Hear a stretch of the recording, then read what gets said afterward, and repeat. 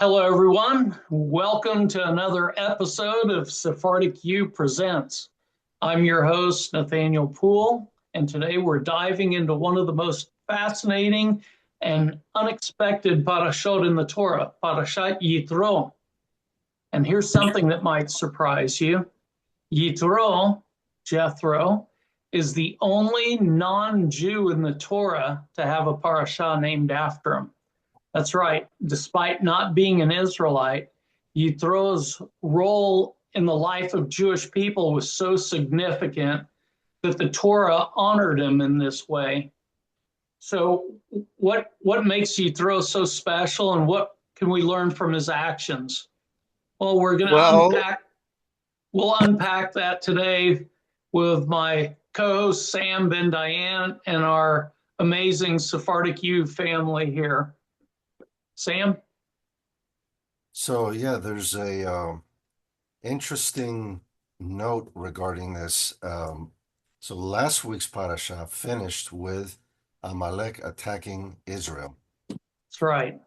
and so this weekend I heard I can't take credit for this, so I won't. But I was listening to Rabbi Watstein here in Western Florida, and he was said something very interesting. You have Amalek and you have Yitro. Both are non-Jews, but they have almost completely opposite reactions. And so what he said was that the goyim are you can kind of classify them under two reactions. One would be the reaction of Yitro, who sees what God is doing for the Jews and who becomes inspired and kind of is full of wonder and actually reacts positively. He comes to the Jews, he helps out Moses in many different ways. Moses had sent, or at some point, Moses' wife and children had been sent away. Mm-hmm. And so Yitro took care of them, brought them back.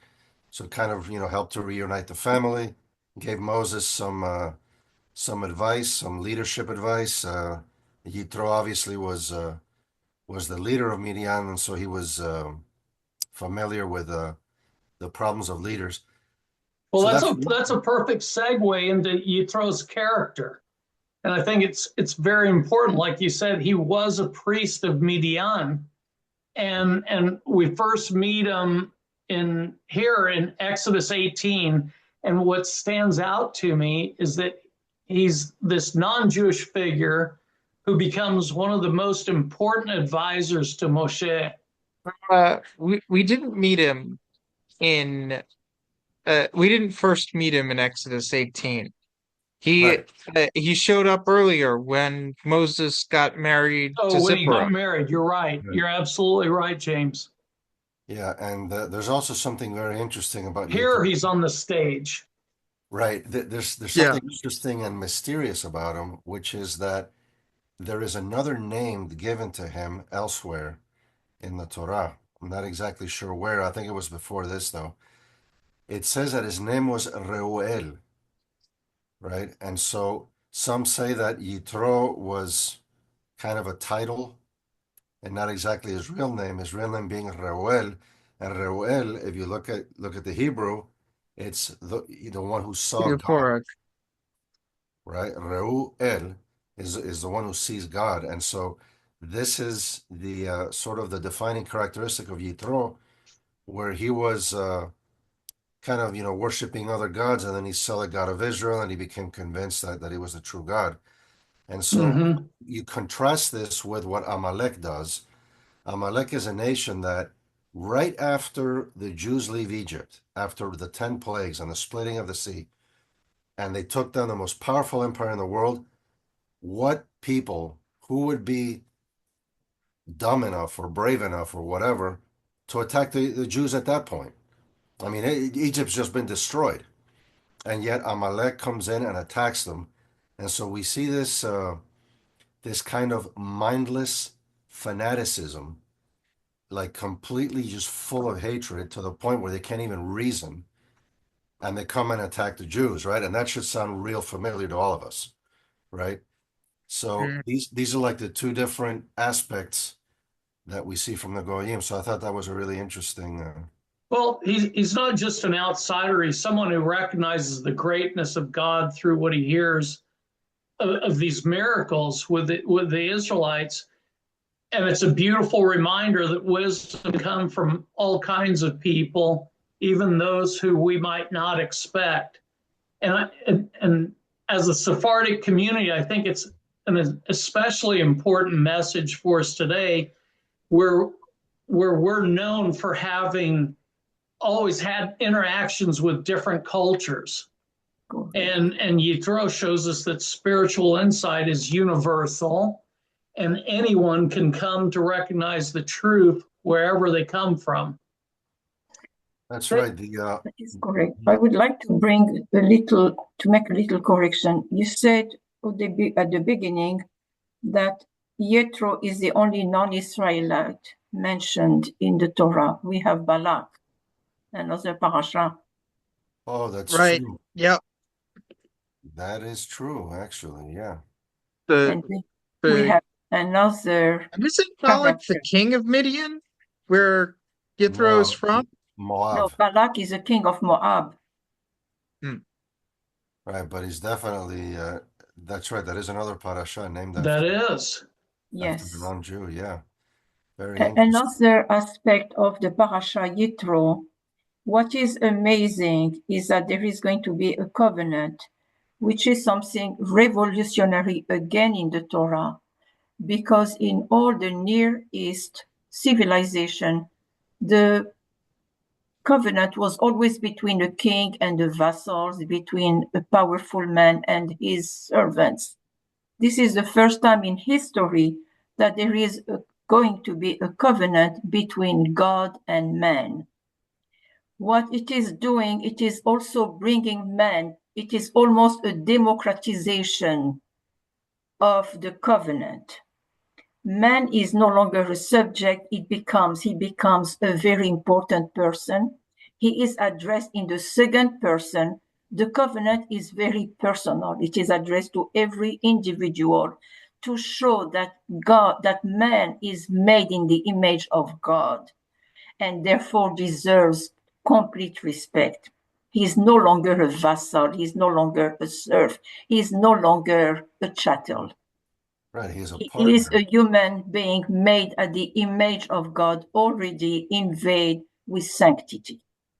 Yes, he's a partner, and he's expected to do things in order to bring about the Geulah, the salvation, the elevation. And something else interesting you mentioned, Nathaniel, about the wisdom can come from anywhere. In the Torah, the Jews are said to be Mamlechet Kohanim, Goy Kadosh. We talk about this all the time, where we are almost like teachers. You know, if the world is a classroom, the Jews would be the teachers. Every good teacher will tell you that they learn more from their students than probably their students learn from them. So yeah, the point is not to make hierarchical levels or classes of society here. The ultimate point of our lives that stays here is for all of us to elevate ourselves. We may all be in different levels, but you can always have somebody, anyone, you know, a wino off the street, I always use the term, can come and give you words of wisdom, and he can tell you what you need to hear at a certain point in time. So we must always listen to everyone, and we must be focused on our own development and not on things like, you know, our level in society and measuring ourselves with others and talking about let's talk about Yitro's wisdom and the advice he gives to Moses. Moses is sitting here completely overwhelmed by his duties as the judge for the Israelites, and Yitro suggests that Moses appoints, and this is very poignant and game changing in the entire world, this move. He suggests that Moshe appoint a system of judges to handle smaller disputes. And while Moshe takes on the more difficult cases. And I think this is a game changer for leadership. Absolutely. What do you think? Yeah. Well, we have the battle with Amalek is already establishing a national hierarchy. With Yitro, he is going to organize the Formalize it. administration of the people. It is going to establish a government for people who were slaves. Let us not forget that. That's right. He is going to Rafa? do something amazing. Sorry, I saw Rafa had chimed in here. Go on, Rafa. I did. I think it's because my phone, my thing's unmuted. Oh, okay. No, Sorry. there's a couple of interesting things here. First of all, there's the decentralization of power. Exactly. That idea that it's not all just a king or some semi-divine, whatever that leader that people worship as an idol. This is now the idea of decentralization, which was actually I mean other countries have done it before, but the United States really, really popularized this and sort of brought it out to the whole world, where anyone could be a governor, right? Any person from poor background, whatever, can rise to be president or can be congressman, and even the president shares power with a large body of people, and it's not just one person making the call. That's one interesting thing. But the second one, though, is how did Moses not think of this, right? So simple. He comes from the ruling class. Let us not forget he comes from the ruling class. I mean, also, who else knew, the Torah? Who else had access to God to be able to know what's right and wrong, really? Right, but I think it goes to show that leaders, sometimes the people that are very spiritual, they're not grounded in this world, right? They're preoccupied with their spiritual ideas and conflicts, and just speaking with God all the time.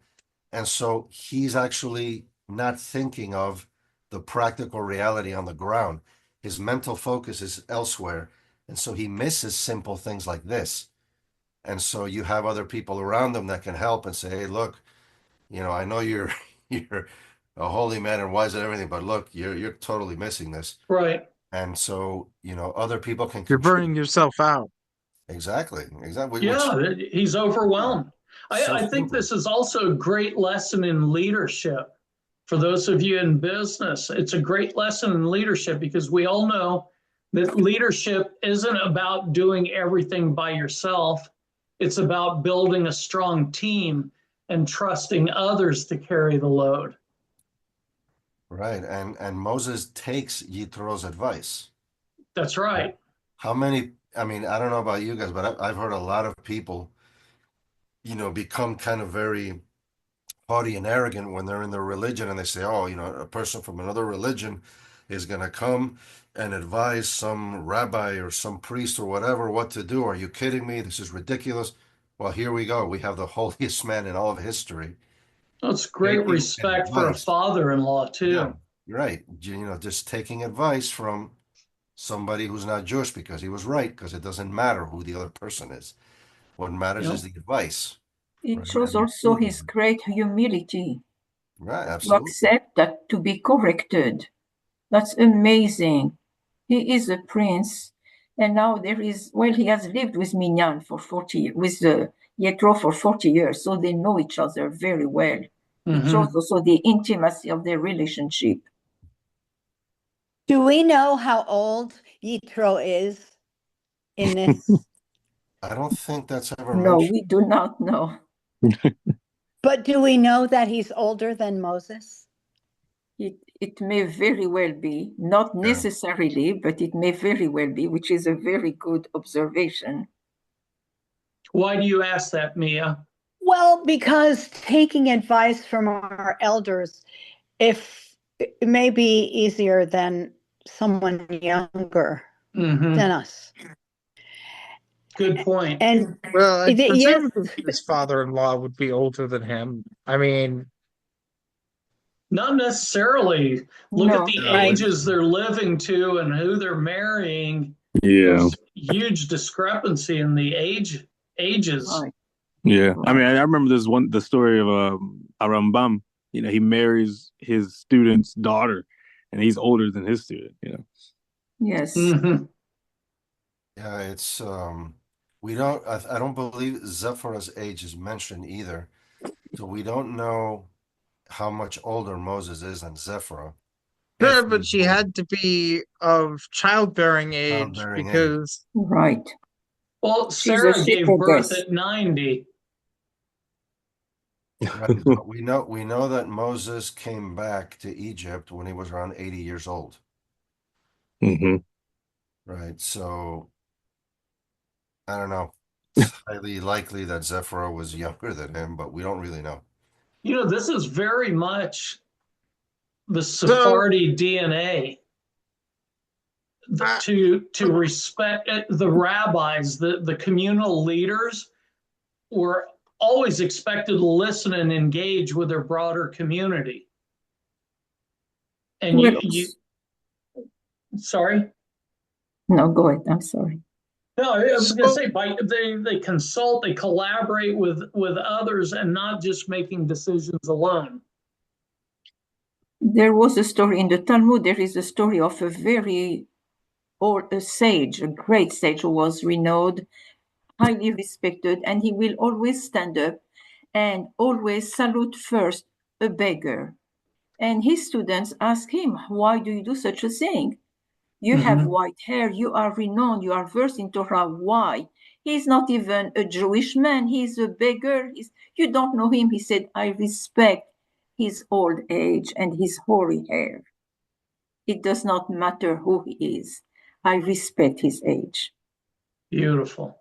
Sorry, and this comes from the Torah, by the way. It I'm does sorry? it does come from the Torah that says that you shall respect those actual words, the hoary hair, Correct. the But this is a story in the Talmud of this great sage who would stand up to welcome everyone that passed by. He was the first one to give kavod. And we had this in Morocco. We always stood up before somebody who was older, always. Even in the classroom, we will all stand up to receive our teacher.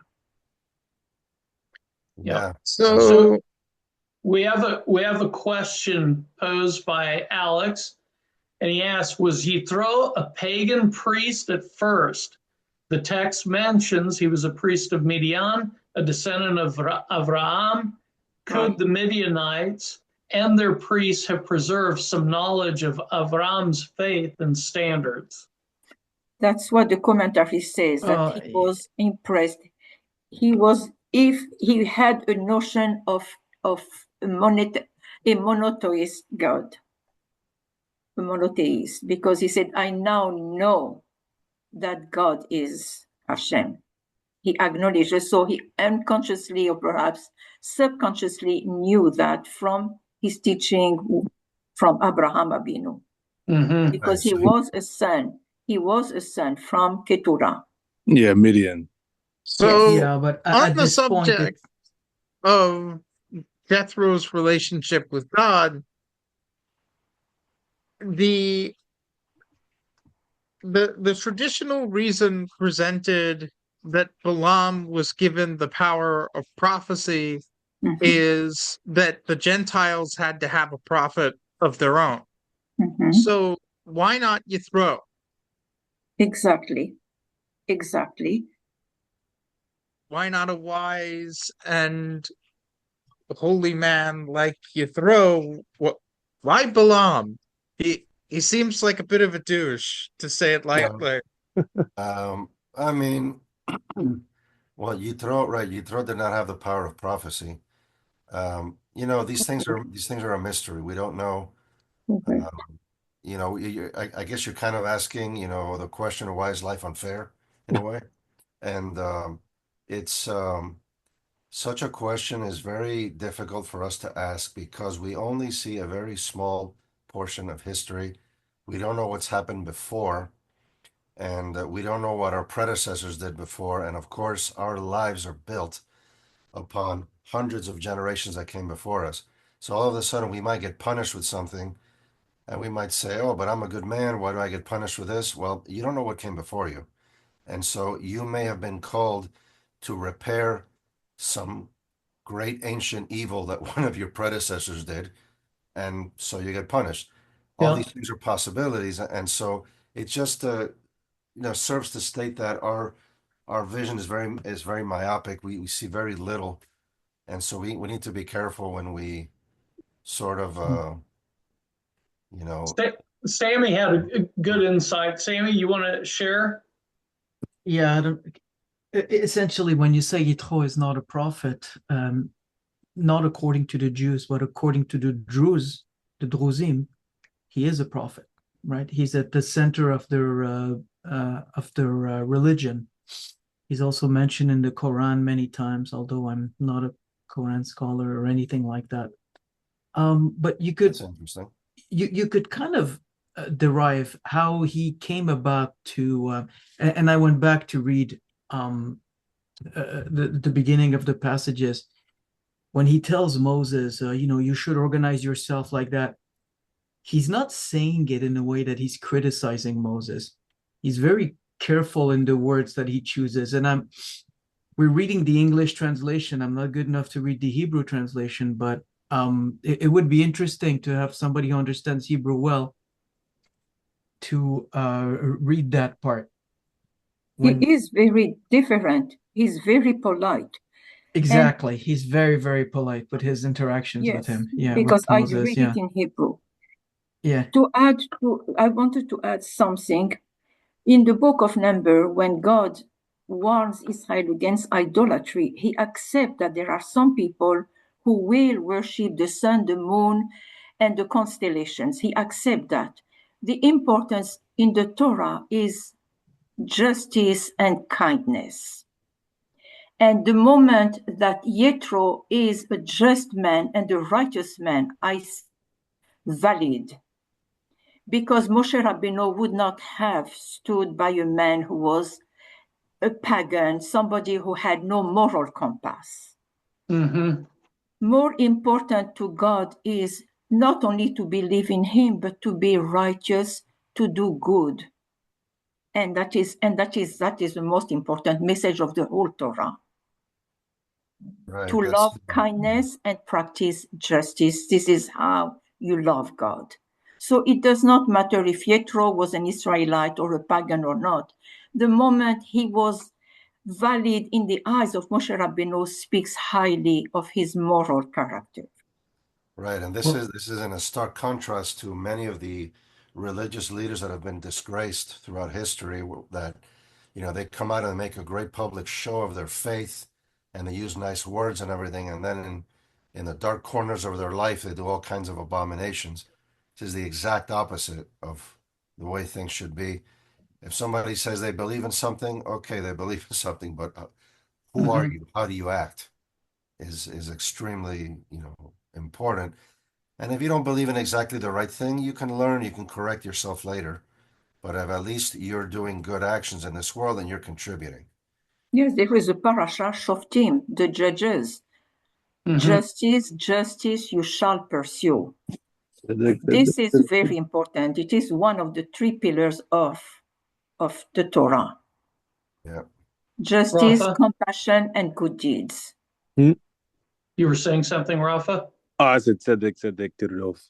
Yeah. Yeah.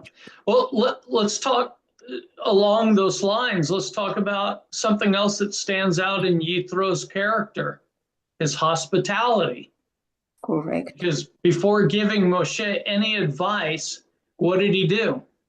He welcomed him, his wife Zipporah, their kids, and the children to Midian. And hospitality is such a central value in Jewish life. But it's interesting that Yitro wasn't part of the Israelite community. But his hospitality is a perfect example of welcoming the stranger, or what's called haknasat orchim, to welcome the stranger. And it wasn't a casual invitation. He welcomed Moshe and his family with open arms and making them feel at home. From the moment Zipporah came and said, this Egyptian helped us, he asked, did you invite him? Why didn't you invite him? He does not care who is the man. The fact he has shown politeness and compassion to the animals, because he allowed the animals were given water, it shows again the high moral character of Yitro. Right. Oh, that's a great point. And I think it connects the value of community in Sephardic culture. We're known for being a welcoming people, and Yitro's actions really embody that spirit. It's not about where you come from, it's about how you treat others. True. Right. We have to remember also that these cultures kind of grew up in the desert. In the desert, hospitality was more than just a simple, nice thing to do. It was actually a very important covenant, you can say, between people. That when you're in the desert, this is a very difficult and hospitable land, and so people would sort of welcome each other into their homes as sort of as a convention or as a covenant between each other to just help each other. Much in the same way that people in cold climates will do the same thing, right? If somebody's stranded, if their car breaks down, the next person will stop and give them a ride because they know the person will freeze to death. So it's a similar thing. So I kind of grew up in that environment, so it's worth mentioning that as well. Correct. Well, Yitro teaches us that hospitality isn't just about providing food and shelter. It's also about creating a space for others to feel valued and respected, just like his approach with his advice to Moshe. There's that deference, there's that respect, and respect breeds respect. Correct. Actually, as soon that you mentioned that, my rabbi, he loves Parashat Yitro. We've actually talked about it very recently. And one part that he emphasizes as it begins, he talks about how Yitro sent his servant to announce his coming, and my rabbi goes on and on about how in the Gemara it talks at length, in different places about how Hashem doesn't like anybody who just shows up suddenly. It talks about different types of midot, about knocking before you're entering, announcing you're coming, that kind of stuff. And it just shows on both sides of this interaction between these cultures that midot is very important in bridging those barriers. Very good observation. Yeah, we also think we need to talk about the Ten Commandments as well, right? Well, here we are. Let's talk about the Ten Commandments and the giving of the Torah. Yeah, because a lot to unpack in the Ten Commandments, actually. And the first question, and I'll just kind of put this one out there, what is the first commandment? Because it doesn't command anything at all, if you read it superficially. I am the Lord your God who has brought you out of Egypt to be your God, right? Where's the commandment? Dibrot, statements, right? Words, statements. Right. It's I guess in my mind, it's always been that I am the Lord your God who brought you out of the land of Egypt. In other words, there's something that you owe me, right? No, I'm sorry. I'm sorry. I think he introduces himself. I'm sorry. He introduces himself. That I am Sam, I am Diana. I am talking to you, but I have to identify myself. Who am I?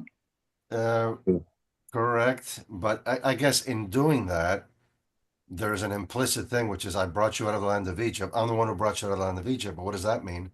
It means that, why did I do this, right? I brought you out. You're my people. You have a mission.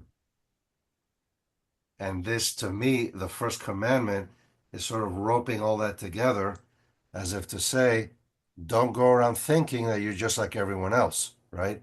And as we know, with assimilation throughout the ages, this has always been a problem, where Jews just want to be like everyone else. We just want a place among the nations.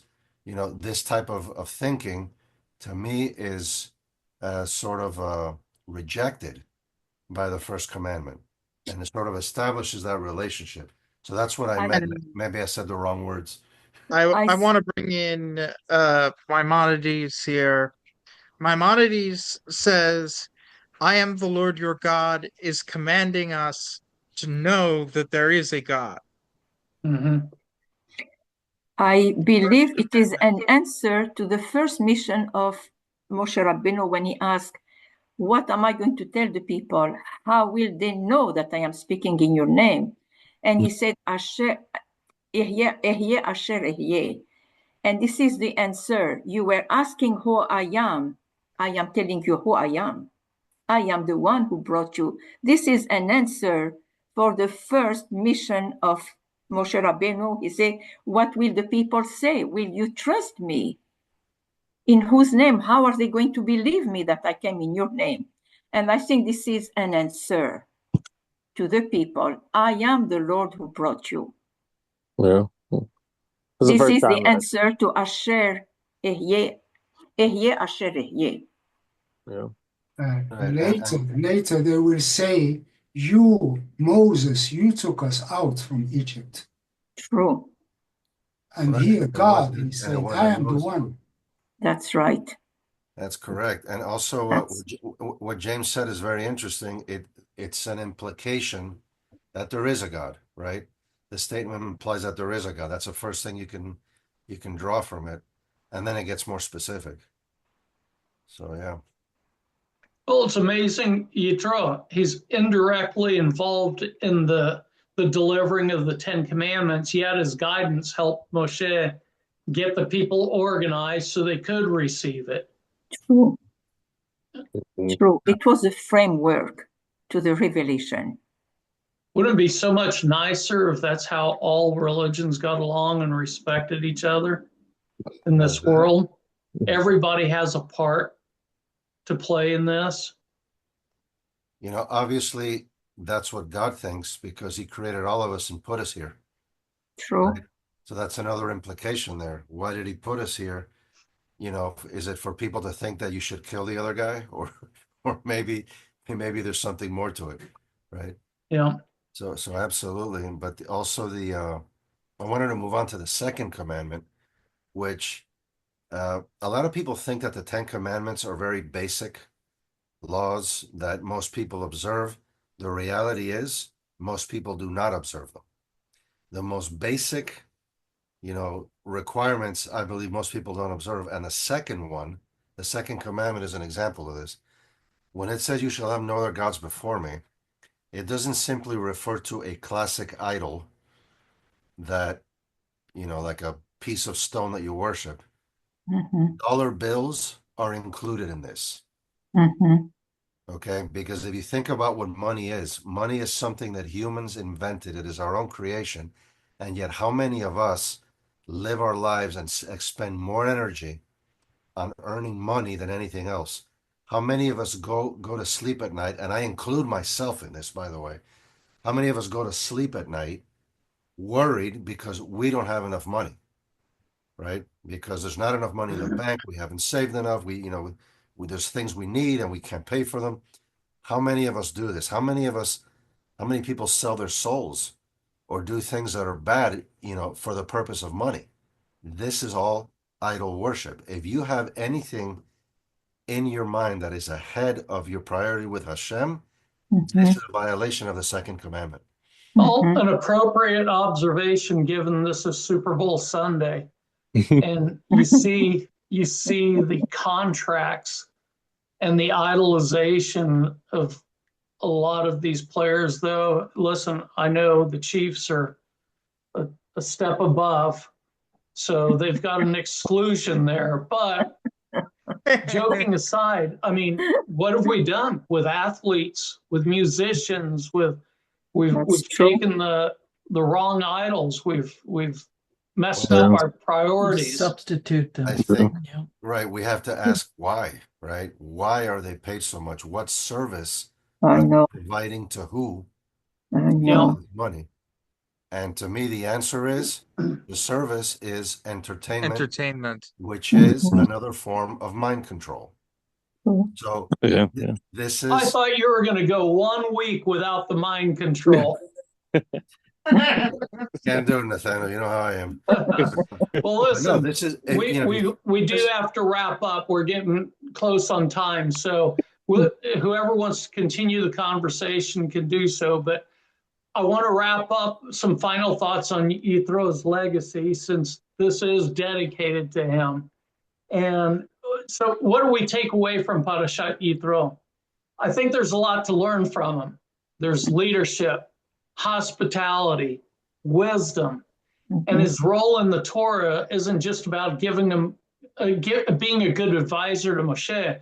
It's about how he made people ready to receive God's teachings, the Ten Commandments, and how his influence still resonates in Jewish law and leadership today. The way he built the judicial system, or the suggestion of doing so. And the other great thing, the elaborate system of bet bins going up to the Sanhedrin eventually. I think the Sanhedrin gets established later in Numbers formally, but Sam, this is the starting point. Well, the other thing here to take away is, do not underestimate the importance of the Ten Commandments, right? What is God's teaching exactly? It turns out it has been the bedrock of civilization. We have to remember the world in which these laws were introduced. Murder was common. Thievery was common. Things were, a Shabbat, what is that? An invisible God, what is that? Lying, everybody does it. Honoring your parents. There's cultures where the son would kill the father in order to show the succession. So this is something that cannot be overestimated in the impact that it's had to humanity. And wouldn't all of us like to live in a neighborhood that observes all 10 commandments? And think about that for a moment. Well, I totally agree. He shows us that wisdom can come from anywhere. And true leadership is about listening to others and being humble and creating a structure where everyone can thrive, like you said, Sam. And let's not forget about the power of hospitality. It's a value that is as essential today as it ever was. More so, I would think. If you look at how polarized we have become, we're like almost at each other's throats over whatever. And this is something that has been lost. It's possibly the most important thing we've talked about today, come to think of it. For the immediacy of it, the urgency. Absolutely.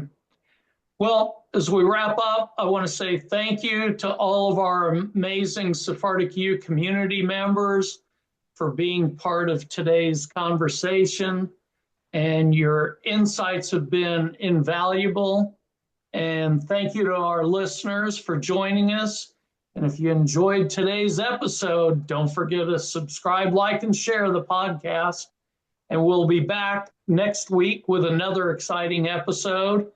Until then, stay curious, stay inspired, and keep building meaningful connections. And don't forget to be hospitable.